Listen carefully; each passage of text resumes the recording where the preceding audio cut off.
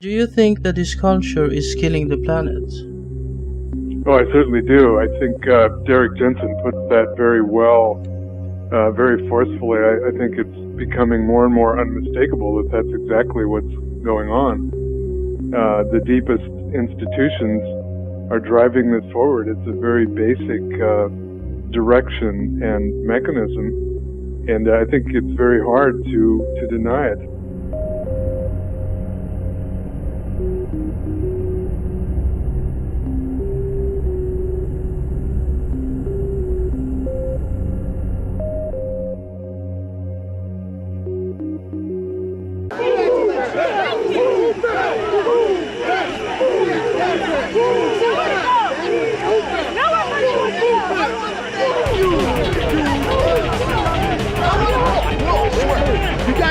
You got me. I don't want to fight you guys. You guys are strong.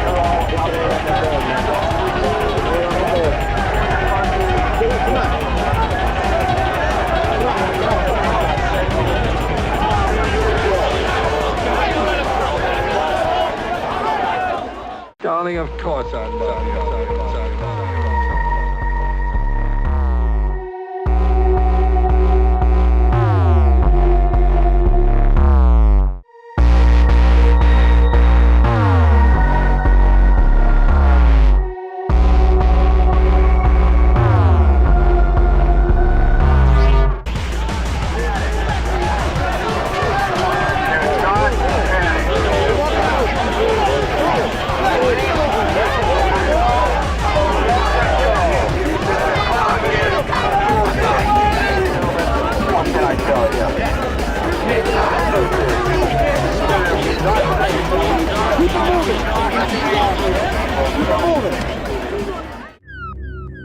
Okay, why do you think that is? Why do you think this culture is so destructive? Well, I think it has to do with the fruition of certain very basic social institutions, like division of labor or specialization. The more they advance, the more ruinous are the consequences. They just keep marching forward, and the results become more and more clear as a function of the very nature of these institutions. The other one I would say, the way I look at it, is domestication. And as Paul Shepard said, that all of these, the arrival of genetic engineering and cloning and so forth, that's nothing but the fruits of domestication from the very beginning. It's implicit in the very beginning, is the way he put it. The first step is the step that brings all the rest. It's just the logic of it. As Adorno would say, the inner logic of it.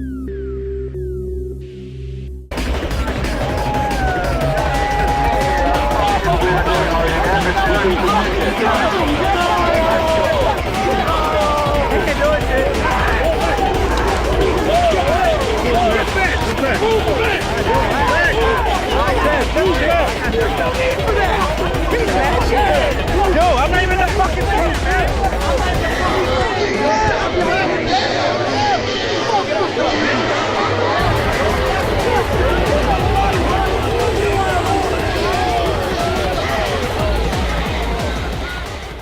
November 26, 2010. Black Friday revealed yet further evidence of the complete madness of the populace of our lost society. In case you didn't hear, the leaders of China and Russia. China and Russia said that they are renouncing the dollar. The best way to think of it is a ticking time bomb. At some stage, the dollar will fall sharply. Now, you might be saying, Neil, what the heck does this mean to me? As the dollar loses status as the world's reserve currency, as mystery missiles launch just off our shores, as North and South Korea take the world to the brink of war, as the TSA violates all measure of liberty and constitutional rights, and as the U.S. military itself prepares for the coming total economic collapse and breakdown of civil order, this is what Americans care about. Wanton, lustful commercialism, acting like animals fighting over trinkets made by human beings for slave wages. As you watch this horrific video, do you think any of these people own a single ounce of physical precious metal? Any gold? Any silver? Do you think that even one of them understands what the Federal Reserve is, or that the Fed is spending them into oblivion and economic slavery? Do you think even one among them has made any preparations at all for the day when there is no food on grocery store shelves? And do you think the morally bankrupt executives at Target or Walmart even care? I wish I'd said this when I was sober. I'm having to maintain myself on a seriously addictive drug.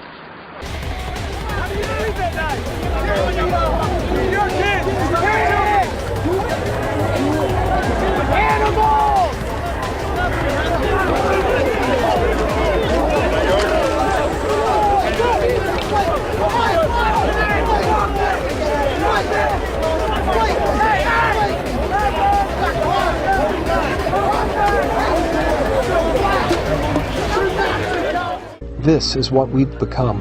A decadent, mindless culture who by virtue of this complete and willful ignorance are now officially complicit in the crimes being perpetrated against us. Do you think these people who behave like animals, literally trampling each other over $198 laptops and $10 toasters, will even pause for a moment to consider their actions before they riot and burn entire cities when the days of hyperinflation finally arrive?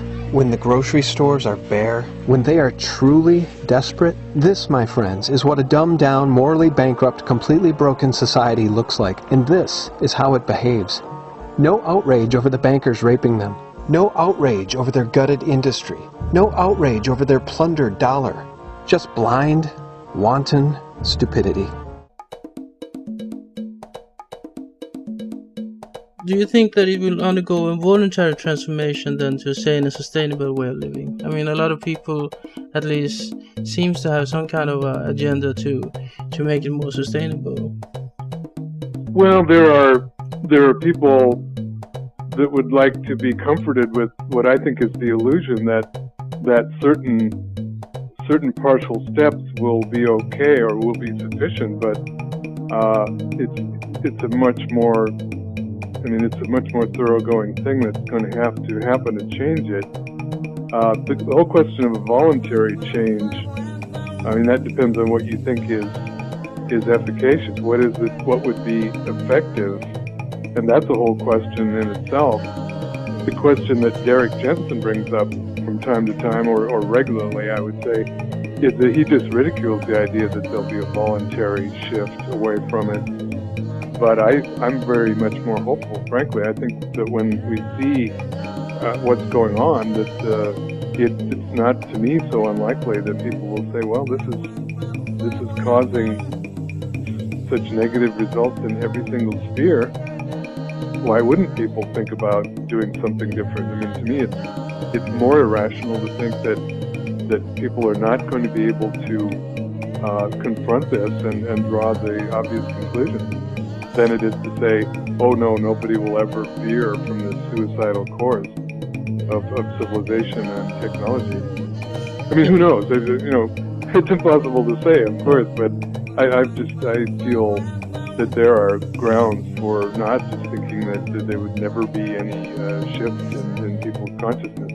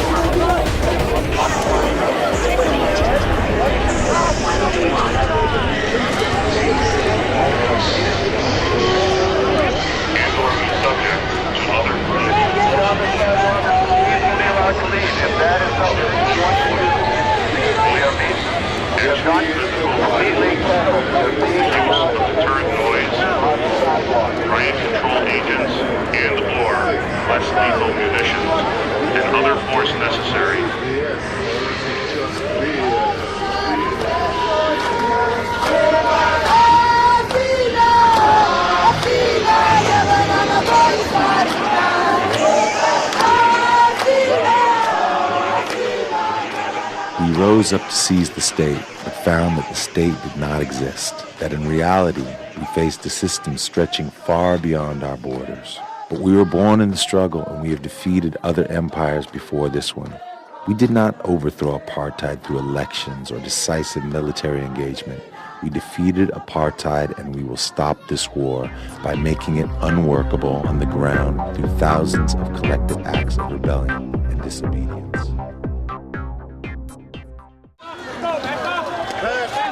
Dramatic scenes unfolding in the U.S., a must-cover event for a journalist. That's the idea I showed them, and apparently that wasn't enough for the New York police.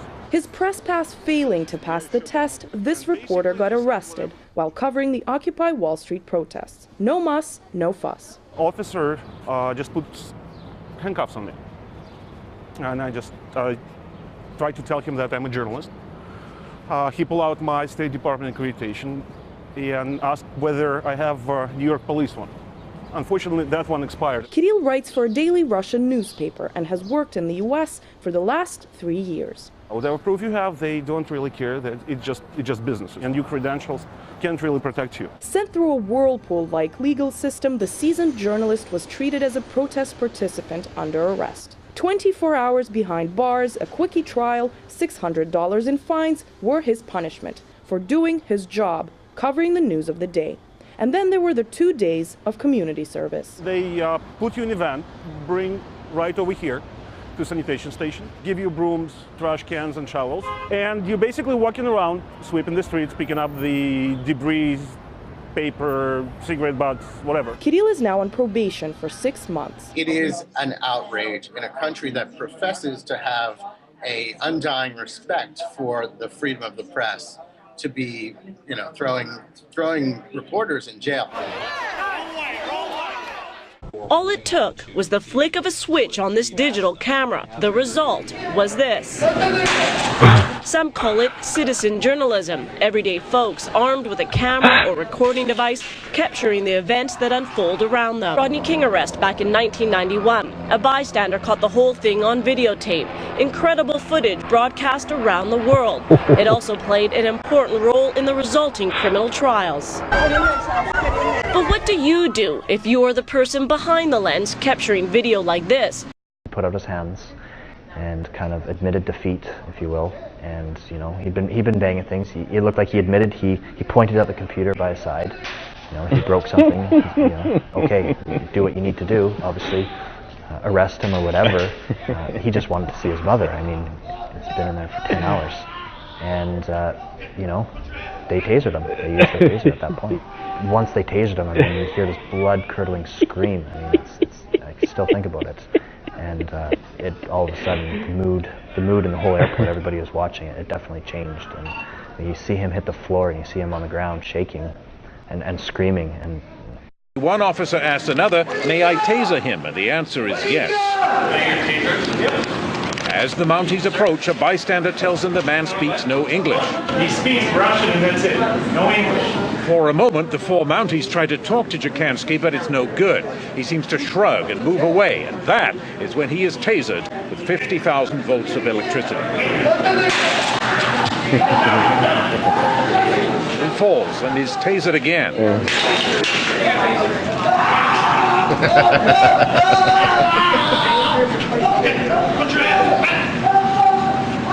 The Mounties pile on top of him as he writhes and moans. At this point, the man behind the camera becomes concerned. Probably the most disturbing part. This is austerity Britain. The homeless and needy queue up for food handouts from charities all over London and the UK. But just a few miles away, it's a different world with different rules. Prime Minister David Cameron has shied away from regulating bankers' bonuses. They might have to be a bit more open about them, but pay won't be curbed and there will be no windfall tax. And bankers have taken that to heart. UK banks, including some of those bailed out by taxpayers last year, will be paying out $11 billion to their staff this year. Here on the street, where the needy live literally from hand to mouth, that's going down badly. Well, I think that's a disgrace. I think they should do something they did in America, and that is we bail you out, you start paying bonuses.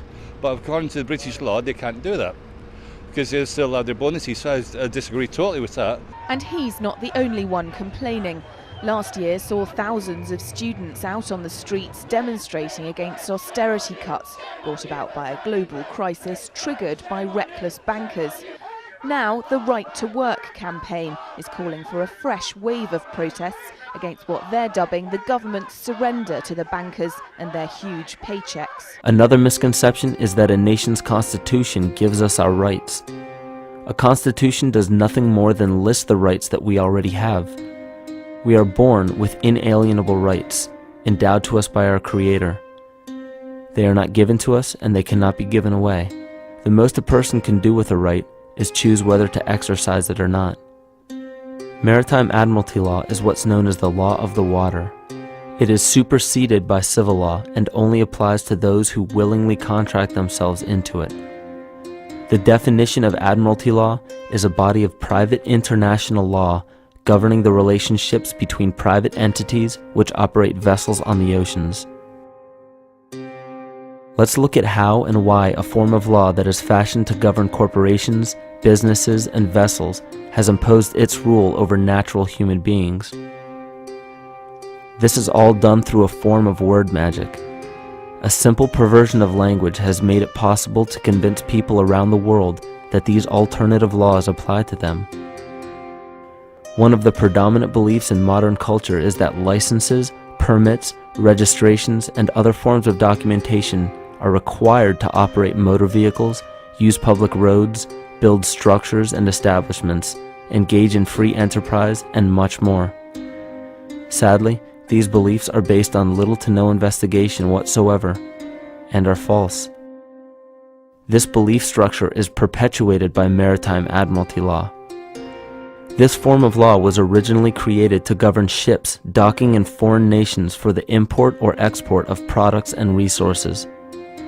It deals with banking and merchant affairs, not civil affairs. When a product is taken off of a ship and brought into a foreign land, that nation takes custody of the resource and accounts for it with a certificate. That certificate marks the birth date of that product in the custody of the respective nation. Think of why it is supposedly required to have a certificate of live birth in the first place. The Barron's Dictionary of Banking Terms defines a certificate as a paper establishing an ownership claim. So right there, we notice that everyone with a birth certificate is defined as being owned. My mother was a bit drunk and shit me, I hit her back. Yeah. And she bit my nose from there to there. Right. What happened to your face there? Oh, I was jumped by two girls, I was. Right, in Swansea? Yeah. It's gone down rough there. Real rough. Why?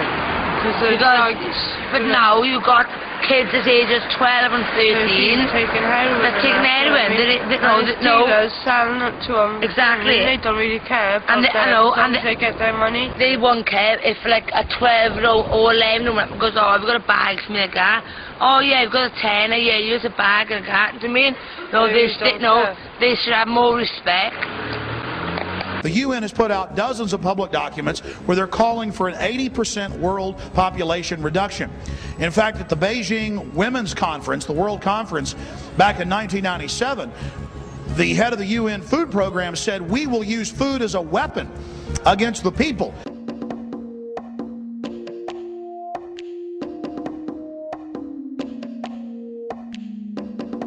"66% of the United States residents' public water is fluoridated. It is known to have tremendous effects on bone cancer, joint problems, bone weakness, lowered estrogen and testosterone levels, and dental fluorosis, which is yellowing of the teeth and pitting in the enamel. Wouldn't it make more sense to enhance public water with vitamins which are meant to be ingested to promote overall health, rather than putting such a toxic chemical in our water with a bogus explanation that it will improve our dental health? We now know that fluoride causes more dental problems than it solves. Something doesn't seem right about this. Do you honestly believe that these companies care deeply enough for the people to spend large amounts of their own money to fluoridate public water when the people already purchase their own toothpaste? But there's a difference between toothpaste and drinking water. We don't ingest toothpaste. If you go to any hardware store and look at any rat poison product, you will only find one ingredient: sodium fluoride. It is the most toxic ionic molecule outside of potassium dichromate. Now Dannon, along with other companies, have begun fluoridating bottled water. It is becoming increasingly difficult to get away from. And the fact that fluoride is also used in many prescription antidepressants shows that it eliminates aggression and motivation in people. No, there's no way NATO countries are going to do that. I mean, the rebels have said several months ago, if NATO stops its air campaign, they will lose within days. And that's the case. Now, Sarkozy and Cameron go to Benghazi, and who stands behind them? Bernard-Henri Lévy, who is the arch-French Zionist. Wherever you find this man, you will find Zionists and the West dirty plans against the countries of the global South. So really, the resistance has nowhere ended at all. Cameron and Sarkozy can grandstand all they like. A century on from 1911, after the Italian reconquest of Libya, which someone like Omar al-Mukhtar, who is the real great patriot of the Libyan resistance, here come the former colonizers of North Africa, embraced and welcomed by the NTC. What did France do to Algeria? What did Britain do to Egypt? What did Italy and all these countries do to Libya before? I mean, it's an incredible scandal, and really anyone who thinks that the NTC have got anything to do with Omar Mukhtar really needs to think again. Omar Mukhtar fought the countries of NATO. He did not ally with them to invite them to bomb his own country. Just finally, you're from British Civilians for Peace in Libya. I'd like to ask you now about the perception of David Cameron there in the UK. He's being greeted by crowds in Libya. What about his standing in the UK as a result of this campaign? Yeah, quite the point. I mean, Sarkozy cannot go to the Benelux of Paris, and Mr. Cameron, you've got to watch your back, sir, because there's plenty of gangs in London who are literally looking for your head, and if not your head, they're ready with grenades and guns. This is reported in the press. So Cameron he's got a war on at home that he should be concerned about. Andrew was on the run, running away from the murder he had committed in his mind.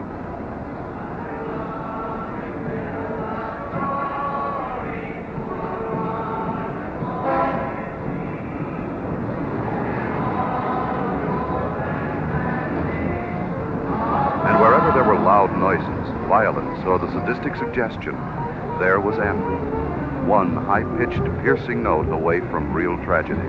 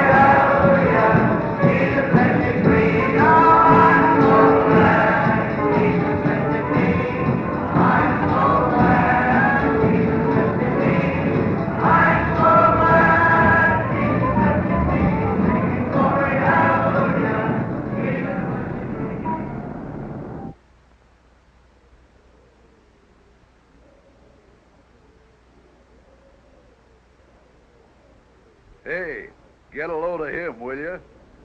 Why, the kid's sound asleep. Hey there!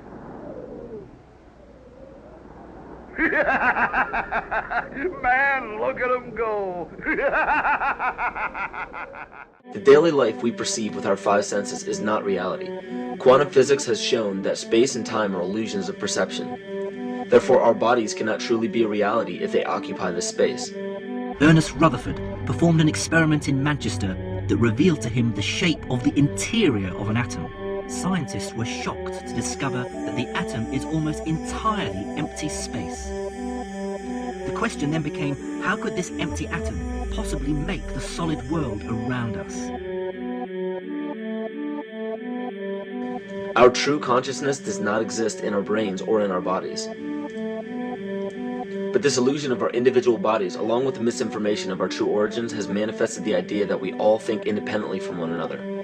With this misunderstanding, it would seem impossible to scientifically explain telepathy, clairvoyance, spiritual mediums, and other phenomena dealing with transferring information between sources without physical means of communication. But when you understand that there is a common spiritual bond between all things in the universe, and that we are all part of one divine intelligence, no phenomena is unexplainable. This simple understanding fills all the holes in modern religions. It explains reincarnation, déjà vu, predictions of the future, and literally every event, occurrence, or anomaly ever experienced. The blank matter within the most basic building blocks of perceivable existence is malleable and molded by intent. This means that consciousness shapes our reality. This seems difficult to accept for most, and it is quite understandable. In modern times, we are taught from an early age how to think rationally and tangibly. This is a very left-brain method of education, and it has more harmful effects than it's given credit for. The left brain deals with logic, details, facts, patterns, practicality, science, and math, as the right brain deals with feeling, intuition, symbols, images, risk-taking, philosophy, and religion. With a deliberate push for government-controlled educational curriculums, generation after generation of the youth are being taught to focus only on the facts, figures, and numbers. Repetition is used to train children subconsciously to accept what they're learning. Children aren't rewarded for questioning the validity of the information they receive. They're ridiculed. However, the children who blindly accept the information as true and merely regurgitate the information on command when it is time to take a test, those children go on to become the decision makers in our government, law, medicine, business, and every other occupation with power and prestige. The most detrimental effect of being pushed away from holistic thinking with the full brain into a strictly left brain thought is what is known as the suppression of the feminine. Every male and female have both feminine and masculine qualities. It has nothing to do with man or woman. These are represented by the left and right brain, yin and yang, black and white, light and dark, and most every other duality. Both are vital to our spiritual and physical health. And you know, the most interesting part of all of this is we encounter things every day, every single day, that we either accept with open arms or that we reject violently. The interesting part is not really what we're accepting or rejecting as much as what it is inside us that makes us feel compelled to a certain thing or repelled from a certain thing. There's this fundamental dual behavior of muscular strength or weakness, attraction or repulsion. And what's interesting about this is when you realize that consciousness, awareness, that intangible essence that animates all matter into what we see around us as life, that is where you will find the origin of this dual behavior. It's been explained as the inhalation and exhalation of Brahma, the contraction and the expansion of Ahriman and Lucifer in an anthroposophical setting, the active and the passive qualities in electricity, the masculine and feminine qualities, yin and yang, existence and nothingness. These are all ways to explain the same behavioral process that begins with awareness, it begins with consciousness. And if you get rid of all the images and concepts in our minds of these sayings in your head and just try to feel the difference between the two polarities, you'll begin to notice that all of the different scenarios and possibilities that are playing out in the world all spawn from this common origin. You'll have a million people telling you why the Bible is supposedly the Word of God and that you should follow it word for word. And then you'll have another million claiming that it's a form of mind control and not to believe any of it. Everybody will tell you to beware of this or watch out for that. This is good information, this is bad information. And I just have to wonder, what makes anyone an authority figure enough to say that something is true or false? And why are you denying or accepting anything based on the suggestion of another person? Why aren't you making that decision for yourself? Information is information. There's no such thing as good or bad information. It's all what you do with it. I say let everything be your Bible. Give every piece of information, every person, every event or scenario or situation an honest and open mind, because then it's your responsibility to respond to it in the way that you choose. Not following the herd, not following convention, it's your responsibility. And that's the point when, no matter how many people tell you you're wrong or right, you're not dependent upon their approval.